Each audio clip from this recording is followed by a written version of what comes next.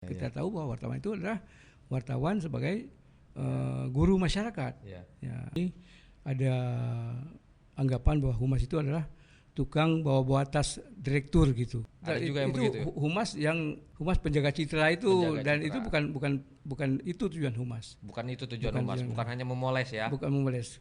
Ada daftarnya, ada nama perusahaan persnya, kemudian ada medianya, kemudian ada juga nomor HP-nya, kontak personnya gitu ya. Sebenarnya humas yang baik dia tidak bisa membatasi wartawan, sebab wartawan punya kode etik sendiri. Dunia beda kok. Baca informasi dari platform media saja ya, medsos misalnya sudah, wah ini sudah berita, padahal berita belum tentu seperti itu. Nah, humas yang cerdas tentunya humas yang mengerti berita sesuai dengan kode etik jurnalistik dan undang-undang pers dan juga peraturan-peraturan dibuat oleh Dewan Pers sebagai penjaga profesional pers itu yang diakui kan.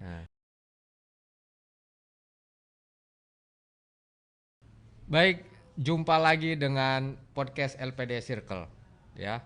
Hari ini kita kedatangan tamu sekaligus instruktur LPDS yang sudah cukup senior dan malang melintang di dunia public relation atau kehumasan, juga instruktur atau pengajar di LPDS.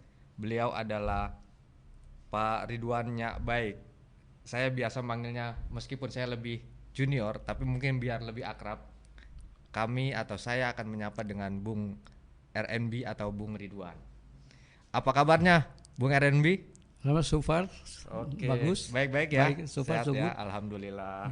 Tema kita hari ini akan bicara tentang PR dan wartawan atau irisan ya, irisan antara PR dan wartawan. Jadi antara wartawan dengan PR itu ada irisannya di antara kedua profesi itu. Beliau lahir di Sigli 2 Maret 1951, menyelesaikan studinya studi S1-nya di Geologi ITB tahun 1988, kemudian lanjut S2 di Sekolah Tinggi Manajemen Labora tahun 2000 untuk gelar MM Marketing. Kemudian yang ketiga S3 Regional Planning Universitas Sumatera Utara tahun 2016 dan Indonesian Research Institute Negres 2021. Adalah pensiunan dari Pertamina tahun 2006. Beliau juga pernah menjadi juru bicara PT Pertamina Persero tahun 2000 sampai 2003. Kemudian beliau menjadi tim expert atau tim ahli atau instruktur di LPDS sejak tahun 2000 sampai sekarang. Nah, karena pengalamannya yang begitu banyak di bidang kehumasan, jadi hari ini kami ingin berbagi pengetahuan juga untuk sahabat-sahabat pendengar LPDS Circle. Hari ini berbagi pengalaman, kemudian kita juga berbagi ilmu, informasi tentang kehumasan dan kewartawanan. Nah, pada hari ini kita ingin bicara tentang irisan antara dua profesi ini. Mungkin disebut mirip, tapi juga ada bedanya. Ada beda tapi ada miripnya. Nah, di mana irisannya? Bung RNB, silakan Pak. Ya, pertama terima kasih Bung Jadpin atas kesempatan yang diberikan untuk berbagi sharing tentang pengetahuan dan pengalaman di bidang kehumasan. Saya sebutkan kehumasan strategis. Jadi selama ini ada anggapan bahwa humas itu adalah tukang bawa-bawa tas direktur gitu. Tukang bawa tas direktur, kesannya itu kesannya kan? begitu. Mitosnya begitu ya kan. Mitosnya. Wartawan juga memitoskan yang bawa-bawa tasnya direktur bukannya staf itu jadinya Pak? Ya ajudan. Ajudannya. Gitu kan? Atau yang menentukan mencari tempat duduk direktur kalau dia diundang ke istana dan seterusnya. Itu kesannya begitu, mitosnya selama ini. Sementara sebenarnya peran PR itu dia sangat strategis. Nah, padahal sangat strategis. Strategis dia adalah dari sisi pekerjaannya itu dia merupakan pembuka ruang untuk peningkatan investasi dan perluasan pasar jasa dan produk dari perusahaan tersebut. Nah, di situ peran humas. Satu sisi itu peran humasnya. Ya. Nah. Satu lagi Pak, katanya peran informasinya apa tuh? Ya, dalam melakoni peran tersebut, tentu ada informasi yang dia harus disampaikan kepada publik.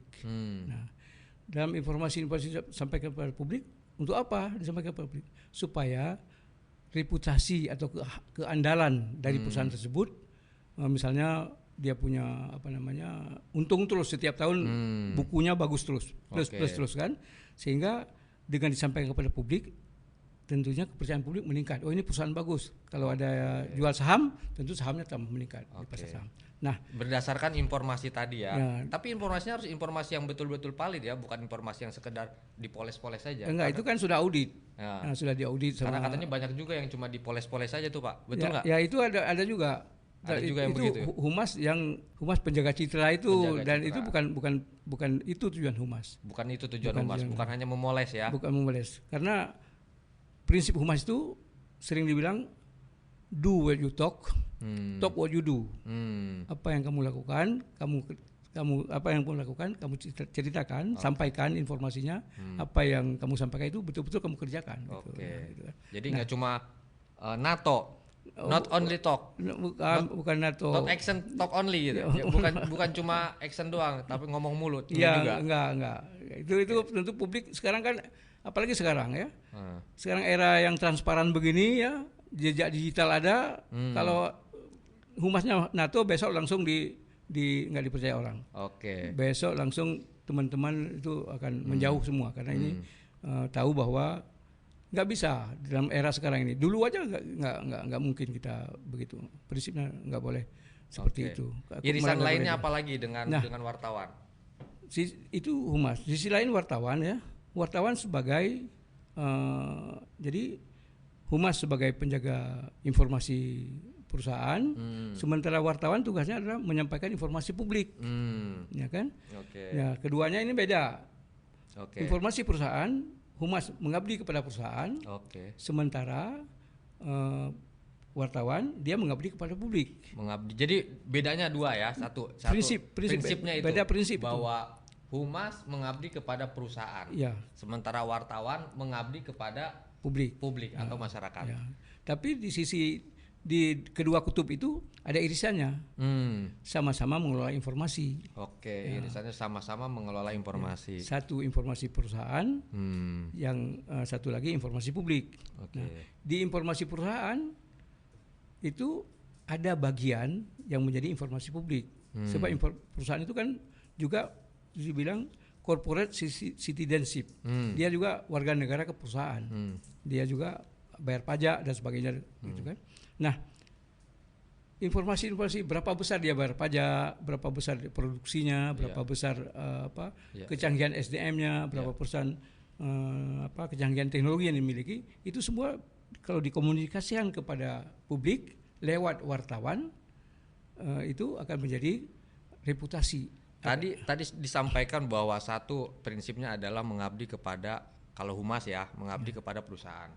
Kalau wartawan mengabdi kepada masyarakat. Sumbernya sama-sama dari informasi. Sama-sama informasi, yang satu informasinya bersumber untuk perusahaan, yang satu bersumber untuk masyarakat. Nah, di antara dua ini tujuan besarnya apa, Pak? Tujuan besarnya, kesamaan terbesar dari humas dan wartawan ini, apakah mencerdaskan bangsa atau mencerdaskan masyarakat, seperti apa? Iya, memang tujuannya kan untuk mencerdaskan bangsa. Dalam hal ini mencerdaskan masyarakat. Ya, masyarakat itu namanya stakeholders dari perusahaan tersebut, ya kan? Stakeholder perusahaan tersebut bisa masyarakat sekitar operasinya, maupun masyarakat luas, ya kan?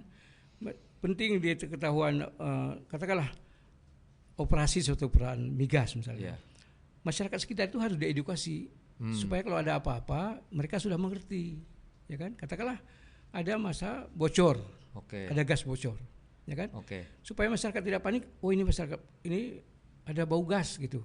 Udah tahu ini bau gas ini. Dia tinggal telepon kepada keamanan atau humasnya perusahaan kan. Ini ada bau gas di sini, ada bocor di sini. Oke, sebentar. Karena di perusahaan tersebut ada bidang yang mengurus kebocoran lingkungan dan sebagainya, kerusakan lingkungan itu cepat ditangani. Nah, ya kan misalnya ada jalur pipa yang jauh di tengah hutan.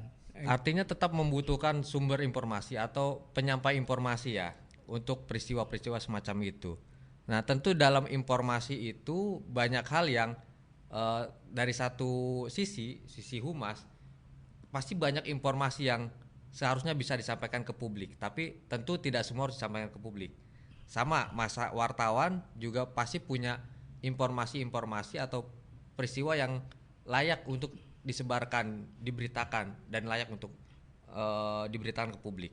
Nah, informasi yang seperti apa di kehumasan yang seharusnya tipe-tipe informasinya ya Pak, kira-kira apakah harus semua informasi di perusahaan itu dibuka semua atau harus di-keep atau ada bagian-bagian tertentu yang harus ditutup? Nah, dalam perusahaan itu mengklasifikasi informasi ada dua macam. Pertama yang saya sebutkan informasi jenis buka semua atau jenis bodybuilding. Bodybuilding. Jadi semua terbuka, informasinya diberikan semua. Malah diminyakin gitu, biar dipoles-poles lebih kelihatan. Biar ini. Misalnya dia produksinya meningkat. Tahun ini produksinya meningkat. Dari 5.000 barel jadi 7.000 barel misalnya. Itu kan hebat, gitu kan? Kemudian dia menemukan cadangan baru. Nah, kemudian dia ada teknologi canggih bisa mendeteksi minyak di kedalaman 3.000 meter. Nah, itu informasi yang dibuka. Bahkan diberi diundang wartawan, dibikin konferensi pers. Ada informasi yang katanya harus ditutup dulu sebelum ijab kabul tuh Pak. Yang kemudian itu informasi yang kedua itu yang pertama terbuka dibuka semua, ditutup bagian kecil. Sebagian kecil ditutup. Yang kecil yang ditutup itu misalnya kalau ada penemuan cadangan, kalau belum disertifikasi itu belum boleh dibuka. Disertifikasi dulu sebab kalau sudah sertifikasi baru sudah valid ya. Kalau belum jangan dibuka. Jadi informasi di keakurasiannya itu belum diakui. Yang kedua adalah informasi yang saya sebutkan kalau untuk perusahaan itu informasi jenis jilbab. Mohon maaf. Jilbab. Tutup semua.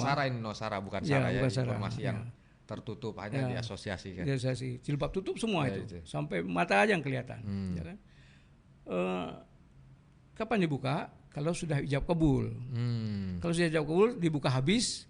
Datang dari depan boleh, samping boleh, terserah kalau sudah ijab kabul. Nah, informasi bagaimana itu? Misalnya begini. Saya membeli saham perusahaan A. Ya kan? Berapa saya tawar? Kalau belum diputuskan, belum diteken ininya, jual belinya, MOU-nya, bukan belum MOU, ada tanda tangan peresmiannya itu belum boleh saya buka, dikip. Sebab kalau saya bilang saya nawar 1 juta US, nanti malam bisa berubah lagi. Bukan berubah. Kompetitor saya itu menawarkan 1.500.000. Lebih mahal lagi. Kan nanti saya fail dong, gitu kan. Nah, saya keep dulu, belum boleh dibuka. Kalau nanti malam saya sudah diputuskan memenangkan tender tersebut, baru besok pagi saya undang semua wartawan. Wartawan boleh nanya berapa persen Anda beli saham itu, apalagi tujuannya, berapa orang direktur Anda set di perusahaan tersebut. Itu silakan.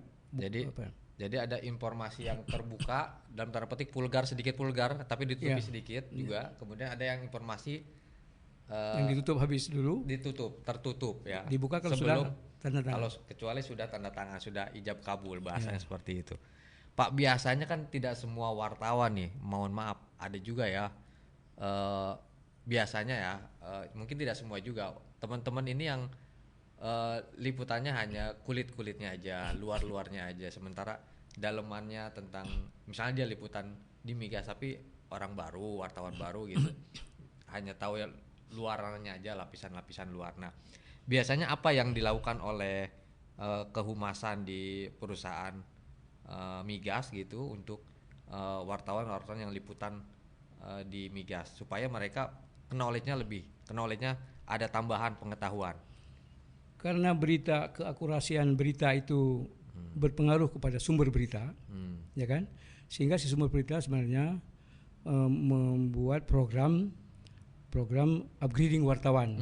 Misalnya kalau dia wartawan migas, membuat upgrading wartawan migas. Itu kan. Sehingga makanya si Humas sendiri harus punya database tentang wartawan-wartawan yang sering meliput di migas. Kalau wartawan-wartawan tidak pernah meliput di migas, mereka datang untuk liput migas, itu ditanya dulu apa yang sudah pernah kamu kerjakan.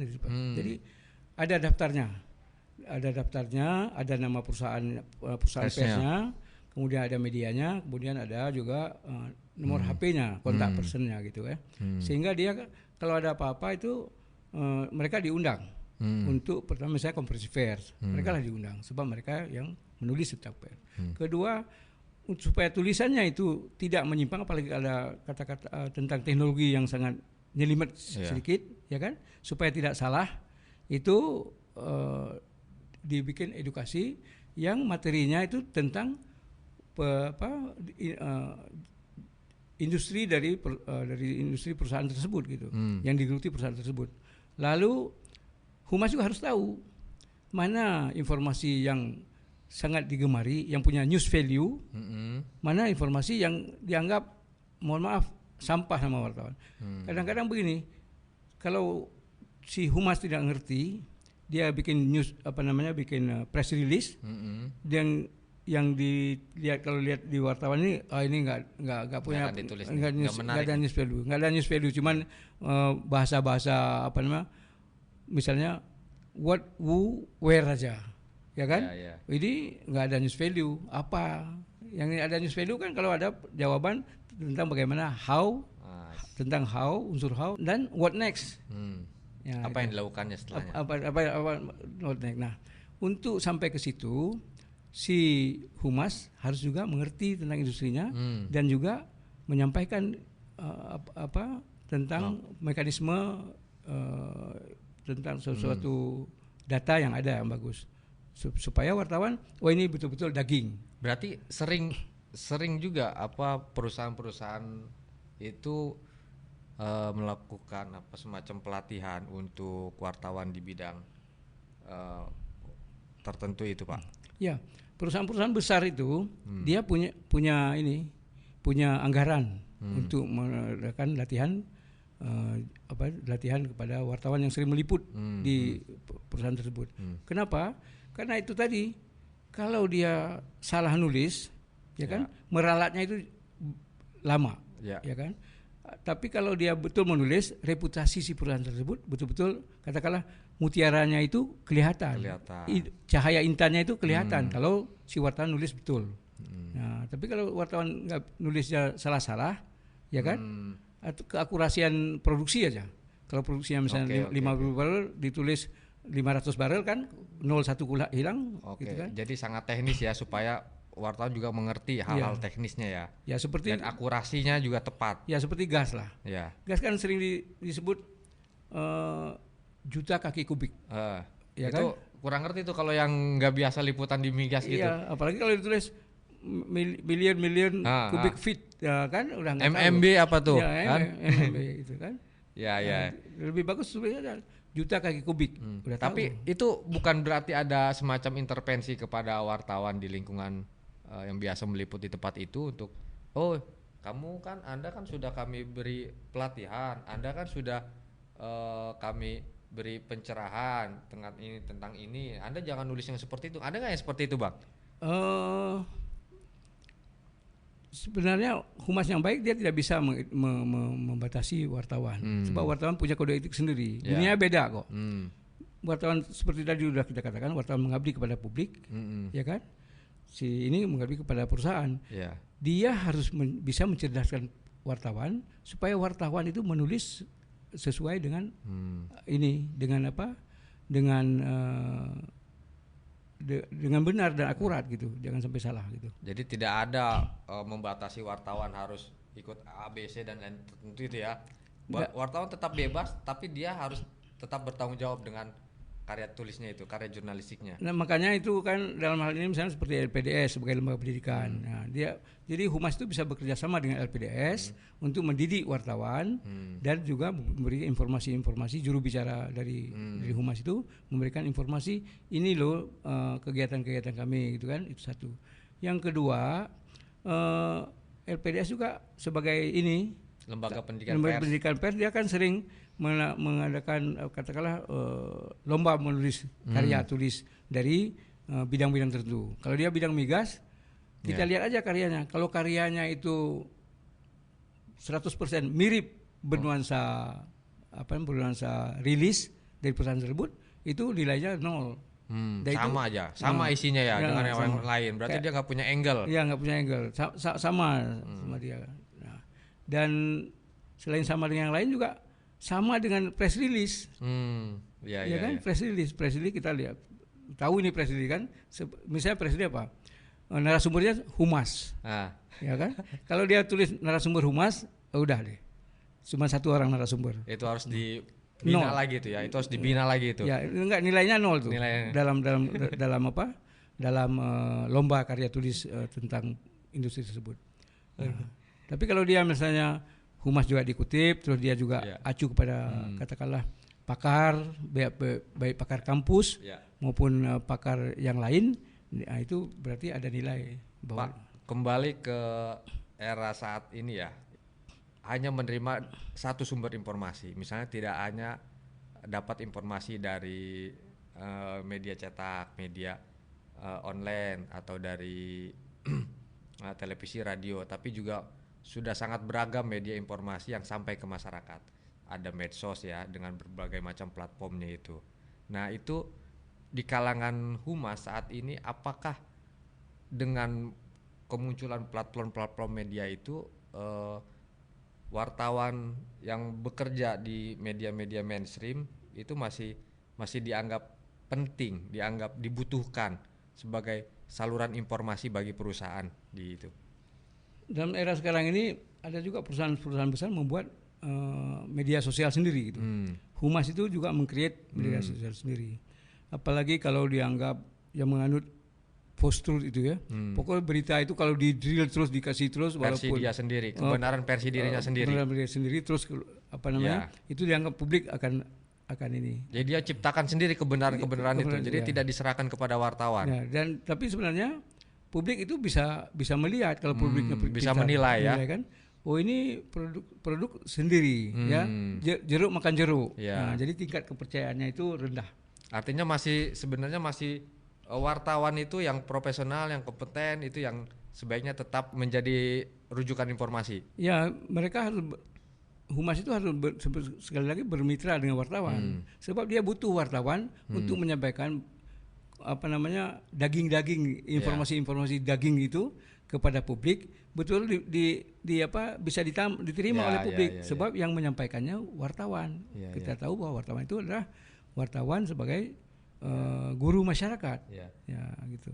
Nah, orang sekarang ini kadang-kadang melihat baca informasi dari platform media saja ya, medsos misalnya, ini sudah berita. Padahal berita belum tentu seperti itu. Bagi Humas, apakah itu juga menjadi semacam acuan atau tidak, atau Humas punya versi sendiri tentang berita itu seperti apa? Nah, Humas yang cerdas tentunya Humas yang mengerti berita sesuai dengan kode etik jurnalistik dan undang-undang pers dan juga peraturan-peraturan dibuat oleh Dewan Pers sebagai penjaga profesional pers itu yang diakui kan. Nah, kalau misalnya media sosial itu yang belum menjadi konstituen Dewan Pers itu nggak bisa dipegang, nggak punya tanggung jawab mereka, ya kan? Sebab bisa saja dalam rangka mengejar konten dia mengutip media sosial lain lagi. Malah parahnya itu ada media mainstream malah mengutip medsos. Nah, ini kan tingkat kepercayaan beda itu kan. Ini menurut podcast bla bla bla bla. Padahal podcast itu ngutipnya dari medsos ya? Ya, dari medsos itu kan. Nggak ngomong juga gitu, nggak konfirmasi gitu. Nggak konfirmasi. Nah, yang begitu-gitu kan humas harus menghindar dari media-media seperti itu.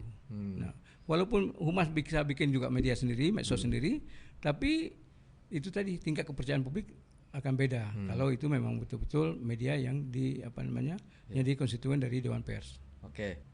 Antara wartawan dengan humas disebut bersahabat, tapi ada juga yang kucing-kucingan. Mungkin maksudnya sahabat, dia dekat kalau PR-nya itu juga baik hati dalam tanda petik kepada wartawan itu.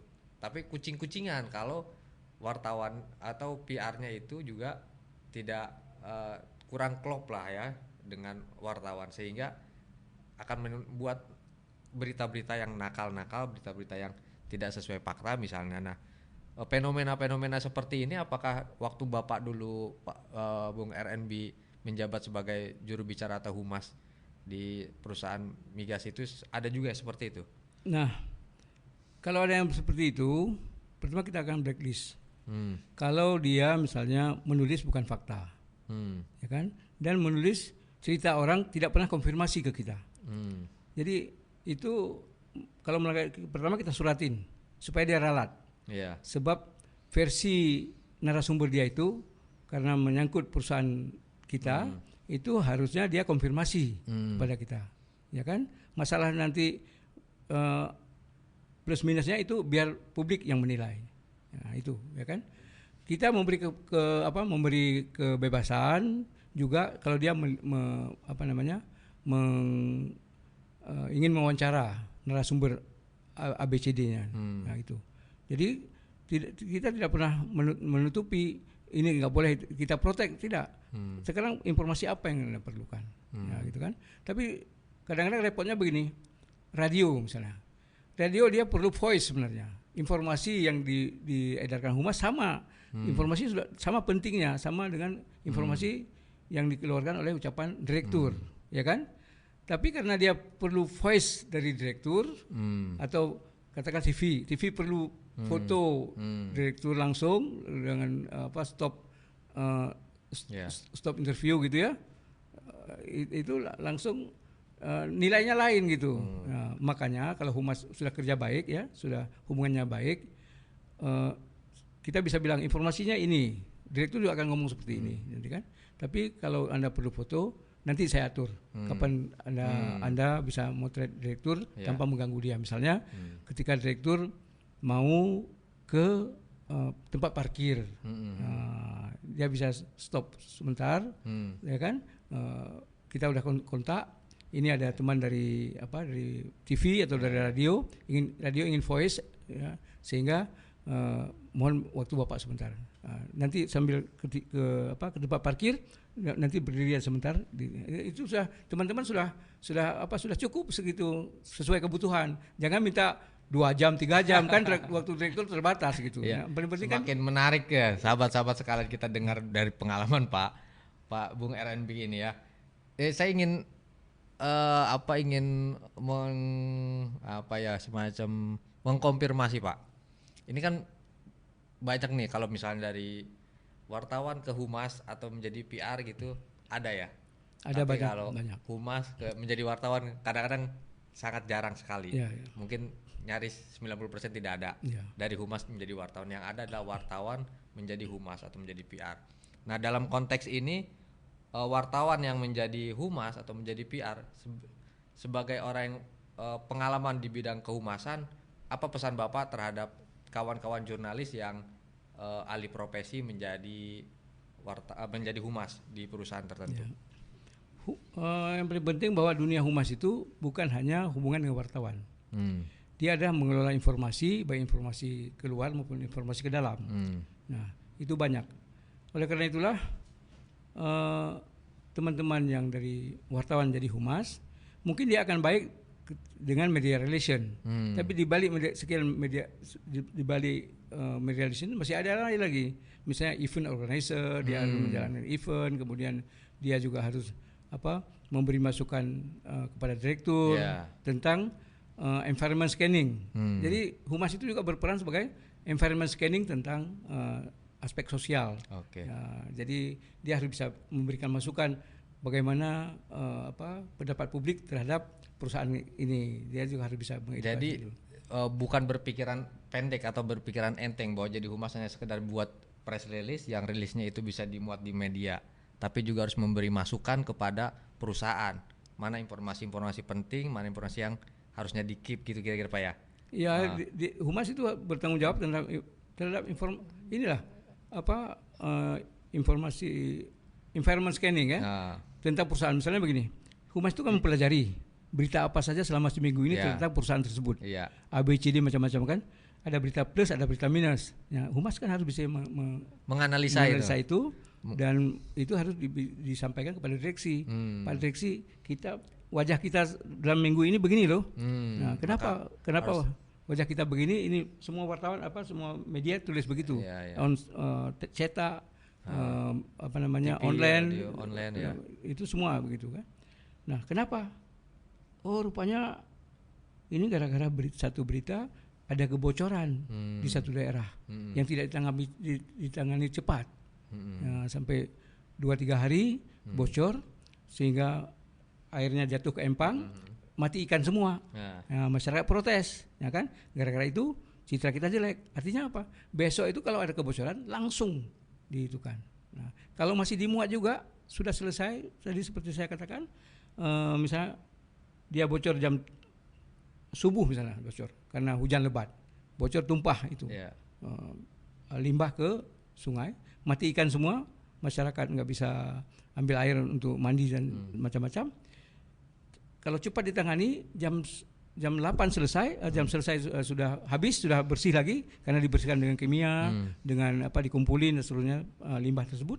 Setelah bersih, kalau masih jam 9 masih ada media yang muat, berarti medianya nggak betul. Nah, kita wajib menegur medianya bahwa media itu Anda tidak akurat.